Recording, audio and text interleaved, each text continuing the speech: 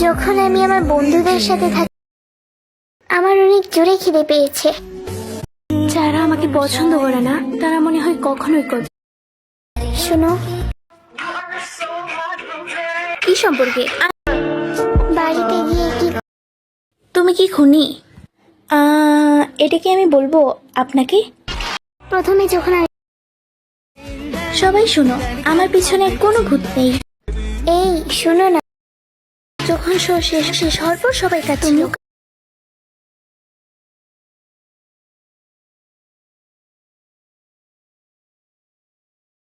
দেখো প্রথমে তুমি তোমার চোখ আর একটু বড় করো, আরো একটু। ট্যাটুর